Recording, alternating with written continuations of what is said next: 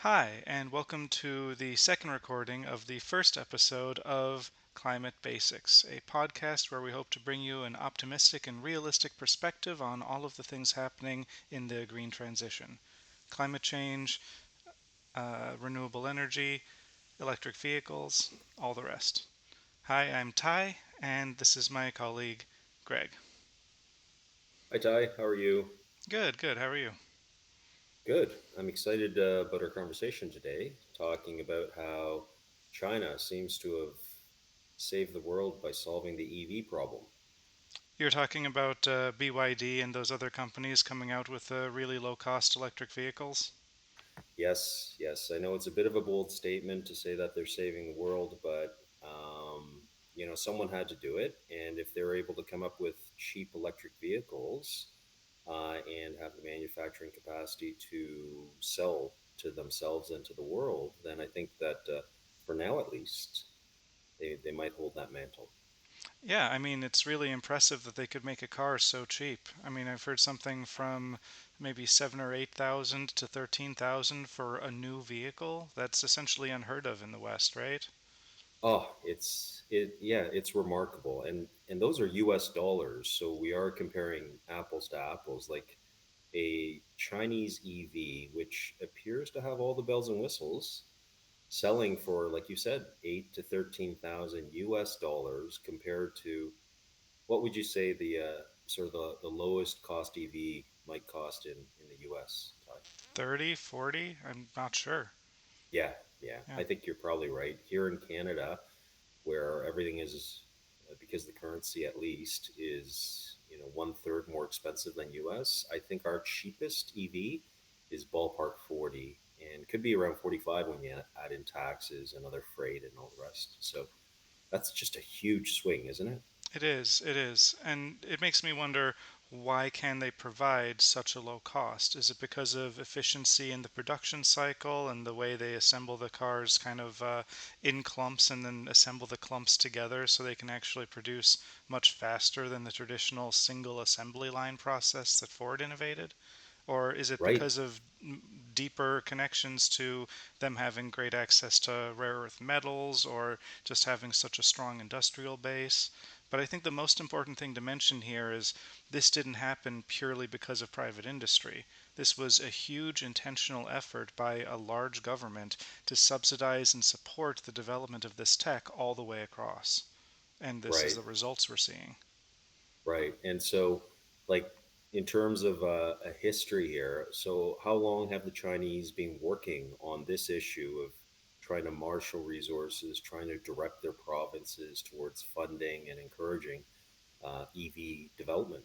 Well, it's been a couple decades, right? And it's connected to them first being the bicycle nation early on, even before I was born, and then getting really big into EV, electrovoltaic, that is, the other EV, that is to say, solar panels, and also wind power. Right, So this isn't just cars, it's also a general transition towards sustainability that we haven't seen matched in other large industrial powers. right. And so I guess this really would be sort of a product of central government giving some direction, like their 5 year plans, and making a strategic decision decades ago, like you said, that the internal combustion engines, the ones that use gasoline, that they wouldn't be able to catch up with the Germans, the Americans, South Koreans, the Japanese, of course, and then making a decision that perhaps the EVs, particularly for their domestic market at least, might be the way to go, which would also, depending on the cleanliness of your grid, also help you with the national security issues, I guess. Which is something everybody should be thinking of. It's catch up really is the word. That's what you want to avoid when you're dealing in international development. You don't want to play catch up. You want to play leapfrog. Like we've Right, seen in telecommunications and small scale banking across different African economies, you don't want to just be trying to catch up to where Europe and America were 10 years ago. You want to be advancing to what's possible with the newest tech coming out. And I think we've seen that with EVs in China, and we've seen that with deep language learning. right. And so I guess the EV development for China, it's at least how I view it, not being completely immersed in the car industry for the past couple of decades, just reading the headlines. It really looks like at least to me, a bit of a 20-year overnight success story, as in EVs have seemed to exploded onto the scene from the Chinese, at least over the past, I don't know, 5 years or what have you. But it's a product of the federal government directing these initiatives, the provinces within China competing fiercely against each other, and then having overcapacity so that they can produce EVs cheaply. But I think part of the story is that this 8 to 13,000 US cost. I think that's the product of some sort of major dumping, oversupply, overcapacity, overbuild, Mm, and then just having to get rid of some of these vehicles in the domestic market, not being able to pick it all up. right. So in that sense, that might not be the permanent price. Right, right. Right. Although who knows? Who knows? They might get there. From what I've read, some estimates are that maybe the more permanent price might be s- closer to 20,000 US or what have you. And but even if that were the case, I mean, That's still as it's reasonable for a top of the line new car. right, right, yeah. I've tried to look at some stats, and at least the stats I've run across is that in the US, I guess car ownership is not quite 1 to 1, but it's something like 850 or 900 cars per thousand people. Yeah. And so then the same stats that I've seen is in China, it's 250 cars per thousand people. So Right. Which is even if the closer to the actual capacity of those cars. And that, right, that that makes a huge impact on the efficiency of the use of these vehicles. I don't want to be the downer here, but EVs are only an assistance to the green transition, to solving climate change, if they're connected to grids that are charging those vehicles from renewable energy. If you're using coal to power them, maybe it gets a little bit more efficient, but it's not actually a fix. It's not actually the scaling back of fossil fuels that we need and that we are all looking for in the future.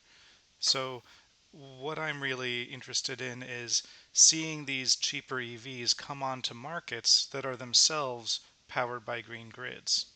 right, right, yeah. And so I mean, is it a little bit of the chicken and egg scenario, as in it do you think, I personally think, I think it's wonderful that the EVs can be produced, because then that sends very strong market signals to everyone, including oil companies, that that market is closing for them, or if it's brand new buyers, that market won't be available to them. And then it's up to the Chinese to keep on doing what what they're doing, which is remarkable, which is installing solar everywhere, installing wind, and then also building hydro like nobody's business, Yeah, and converting their grid over. they are in fact number one for wind. It's very impressive. But Yeah, so there's average use, and then there's peak use. And peak use tends to be several times higher than average use for a city. So when that happens, you have to have some type of way either maintain peak load storage, which is way more expensive, or have some type of short term energy generation just for those peak times. And the solution that a lot of companies are looking for is how do you manage to store grid scale energy for a grid so that you can power an entire city when they're all pumping the AC but the wind isn't blowing. And, right, and so, right, for that, we are going to have an episode in the future of this podcast where we're talking about green grids and battery storage of various sorts. But for right right, now, I want to mention that EVs have a particular and very specific way they can help with that I think you know a bit more about than I do. Being able to plug EVs in as temporary batteries to a green grid. right. Yeah, well, it's just so exciting, and everything is moving just so quickly.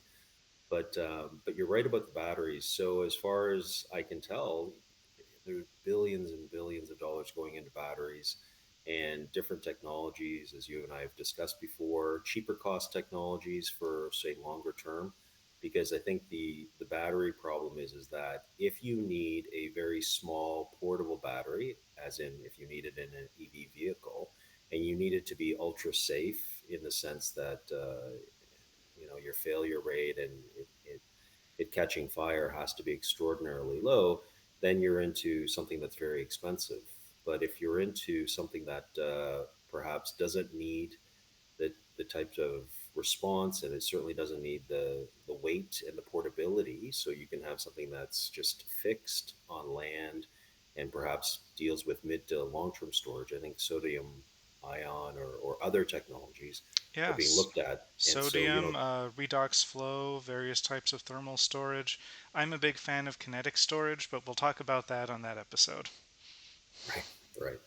Yeah, and like you said, so we've all listened to Jigger Shaw, the former director of the Loans Office, under the wonderful bipartisan Inflation Reduction Act that was under the Biden administration. And so, he's talked about the fact that there are enough batteries in the system, um, or enough independent generation load in the system, so that if you could somehow coordinate it into VPPs, then you really wouldn't have to expand the grid at all, at least theoretically, arithmetically.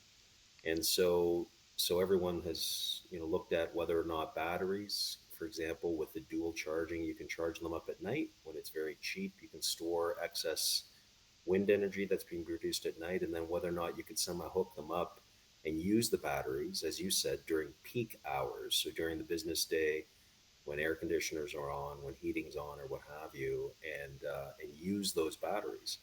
And so, for example, Jiggers talked about the fact that with the number of EV vehicles on the road right now, if you were to coordinate them, that would actually be enough to handle peak load or what have you. It's a matter of time and place or what have you. But yeah, I mean, certainly we have the tech in place right now to solve a lot of these problems, It and it sounds comes like down to if we could coordination. just learn how to collaborate properly, we have everything we need. What a great metaphor. I also want to go Yeah. back to what you said about ownership percentages, because when it's 1 in 4 people that have a car, you're looking at potentially, instead of the individual owner market, you're looking at models like we've seen in other EVs, not the electric cars, but the rentable scooters and e bikes that you see across a lot of cities around the world now. Maybe we Yes. are looking at finally the deconstruction of this American fascination with every single person having a giant engine that can take them wherever, and instead working more collaboratively so that it's more of a library of things concept. Rent what you need, and then the rest of the time let someone else use it. A Right. lawnmower for every single garage in America is more lawnmowers than we need to handle that many lawns. Not that people should be growing lawns, and they should instead do pollinator gardens and food gardens, but we'll talk about that in a different episode as well. Right. Yeah. Yeah. No, I agree with you. If you're talking about two and three wheelers, um, so it does seem that in the global south, because two and three wheelers obviously are cheaper, so they're more accessible. They're just it's just racing across populations that can afford two and three wheelers, because of course, if you can own something privately and it's powered by an electric battery, which is being made cheaply from China or other places, then you're going to purchase that to give yourself freedom of movement. And then perhaps when you move up the economic chain, you earn some money off of that and you can purchase a private car. Maybe you'll move into an EV or what have you. But yeah, I think that the two and three wheelers are certainly one way of sort of saving the world and maybe having people avoid buying their own private vehicles. Maybe you can do two and three wheelers and then take the bus for other instances or what have Yeah, you. different scales for different levels of efficiency. It'd be Right. great to have a generation in the future that doesn't know why a tuk tuk is called a tuk tuk, because they don't make that noise anymore because they're all electric. Right. The tuk-tuks. Yeah. Yeah, I agree with you. Yeah. So with the EV batteries sort of being able to do what they do, which is take electricity from the grid and then charge up, but then being able to dually send it back into the grid. Um, I heard some time ago on an Australian podcast. There's a private Australian company, and they've got thousands of vehicles signed up.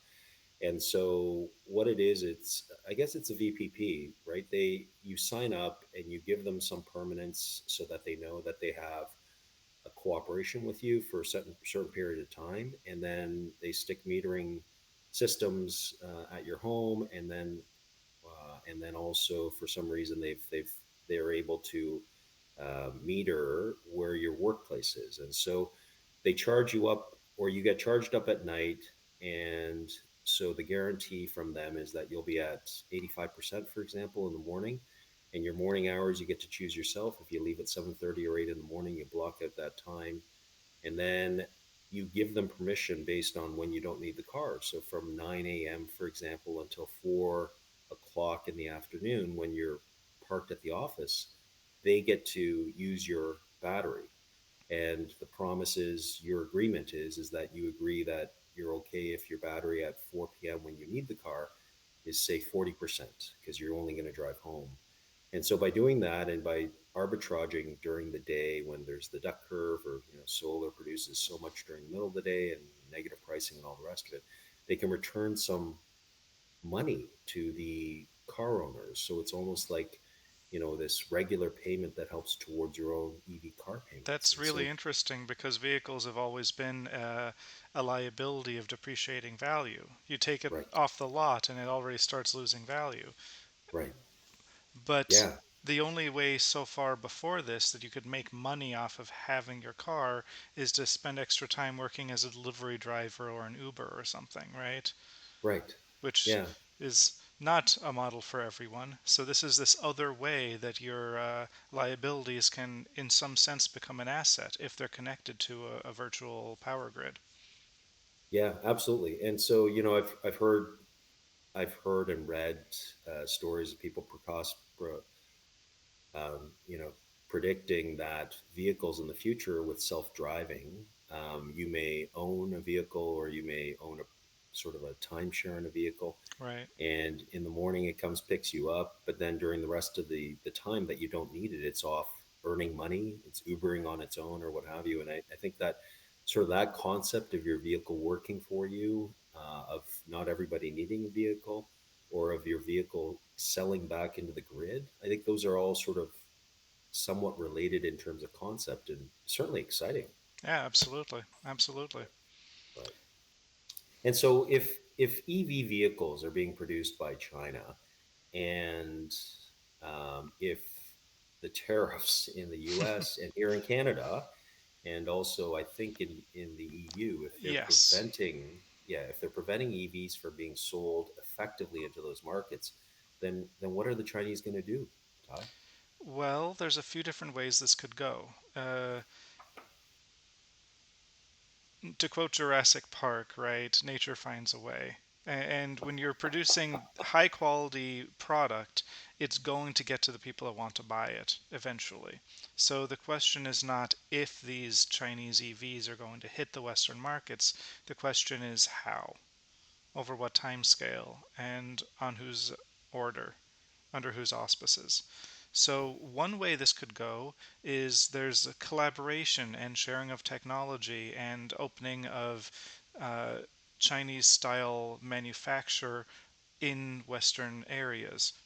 Spain, I'm sure, would love to have some of these factories. Mexico, too. Parts of the United States, maybe. And that way, there'd be a sharing of the profits of the distribution of this tech. Another way is for, you know, somehow people to just look, if it's 13,000 and the tariff is God knows what it might be when it's probably changed three times by the time we publish this. But Right. if it doubles that, that's still competitive with the rest of the market, Yeah, you're right. You're right? right. Yeah. So maybe it'll be collaboration. Maybe it'll be the most hawkish and competitive nationalistic protectionism we've ever seen in the history of economics. But either Right. way, we're going to be able to eventually buy a BYD for me in the EU, for you in Canada. It's just a matter of figuring out the way that makes it work for everyone best. Right. Yeah, I wouldn't have guessed that you would brighten up my day by having a Jurassic quote, "Nature will, nature finds a way." But I'm you're sure. absolutely, I'm sure there's a more intelligent person that said that more intelligently before Michael Crichton but you're or absolutely Jeff right. Goldblum via Michael Crichton.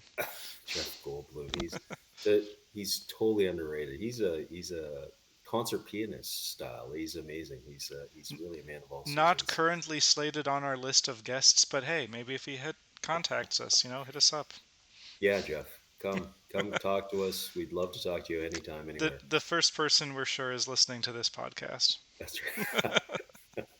But you're right. Nature will find a way. It's sort of like the weeds will find a way through the cement, or water will always find a way to the That's lowest peak. right. That's And right. so you're absolutely right. When you have this juggernaut, and I mean, make no doubt about it, the Chinese provinces are really, they're beating each other to death. Their subsidies are flowing. There's probably a lot of wasted money, a lot of wasted capacity. But their superpowers is that they've got this massive domestic market, which Mm-hmm. is multiple times bigger than the U.S. market, given the fact that not everybody has a car. Yep. And now they've also been building out their grid like nobody's business. And That's so that's an important point. The market was not yet saturated. The technology was finally maturing, but the market wasn't yet saturated. That is a great 1-2 punch for fast right. growth. But that's not something you can replicate or sustain for any real amount of time. Well, but Eventually, their market did get filled, and that's probably what's giving us these really low cost EV prices now. right. Yeah, you're right. The market isn't able to sort of grow as fast as their manufacturing capacity. But if we know one thing about the Chinese wonder that has been the past 35 years, they can ramp it back up. So even if their internal capacity were to have to shut down a portion of it, given the fact that they're using a certain amount of technology to produce this cheaply, if their internal domestic demand rises or what have you, I have no doubt you're going to get pop-up factories that can quickly fill that need, right? And then also produce enough to sell, like you said, to other countries that are desperate for cheap EVs. Speaking of other countries, there's more than just China, the US, Canada, and Europe in the world. And some Really? turns out, who knew? Uh, but some of those markets might also be some of the best places to start normalizing EVs, right? China has Right. very intense trade connections with a lot of coastal Africa, with Yes. growing in presence in South America and Central America too. And look at the BRICS alliance. A lot of these countries are actually globally competitive and have some of them a rising middle class. There might Right. be room there to start buying some more vehicles. Yeah. Yeah. For sure.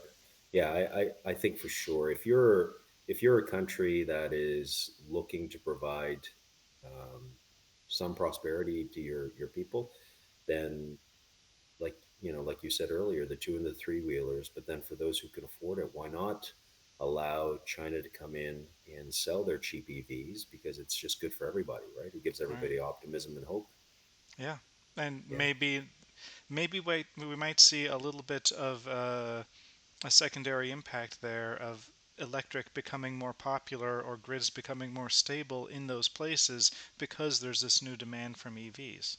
We're talking Right. about some economies where the average citizen still doesn't have access to electricity 24/7, right? So Right. there's Right. serious development work to be done at the same time, but they can go Right. hand in hand and they can even help each other. Right. Right. Well, Optimistically. I think with new technologies, as history has shown us, they really so new technologies tend to go through an extended period of time where sort of the advanced thinkers or the thought leaders or however you want to describe it, they talk about that technology for quite some time, but it's not until the technology actually hits parity or it obviously becomes cheaper than the existing technology that then it starts to get widespread acceptance, right? Yeah, when it becomes matured. Right, right. Yeah. How long do you think the US and EU can keep up these tariffs and keep these cars out? It's interesting. we talked about the government subsidies, but another factor I think for why the EVs coming out of China have had such quick advancement is because there are so many Chinese EV companies. There were dozens of them at one point. A lot of them folded, some of them very much didn't, and are now the biggest competitors with companies that were national monopolies at times, like Volkswagen, like GE, like Ford. Okay?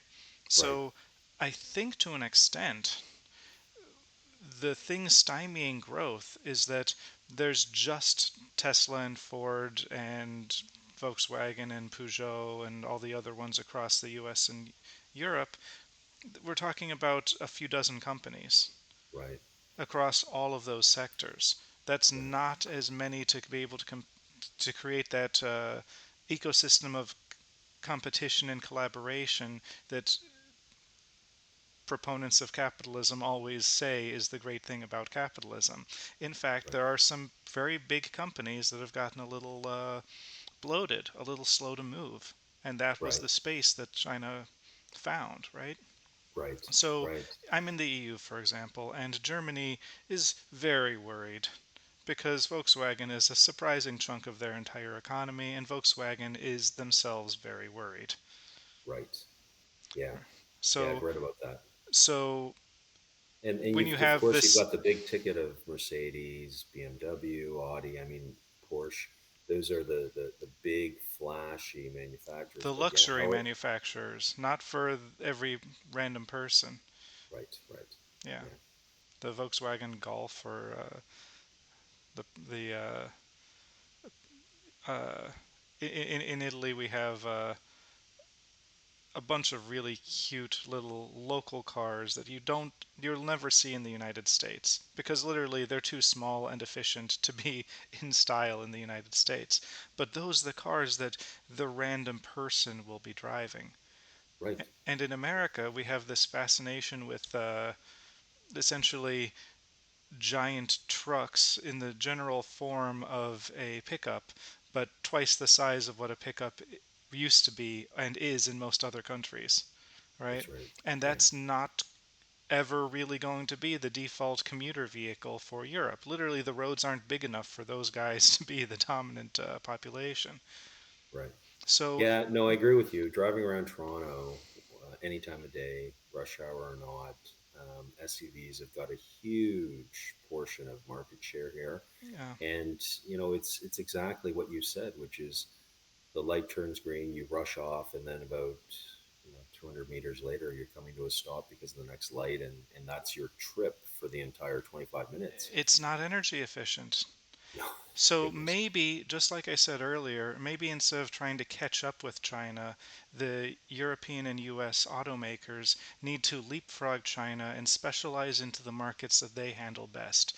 EU, tiny little things that can go up and down cobble streets with tight turns, and in the US, obscenely sized trucks that make people feel less insecure. Hey, yeah, I yeah. said it. Whatever. Yeah, and well, yeah, I mean, that's what we're here for, right, Di? To spit out truth, to spit out the facts. And we'll be Um, here again next time. Catch us for episode 2, and we're going to be talking about eco villages. Thanks for right. listening, and we'll see you next time. Okay, thanks.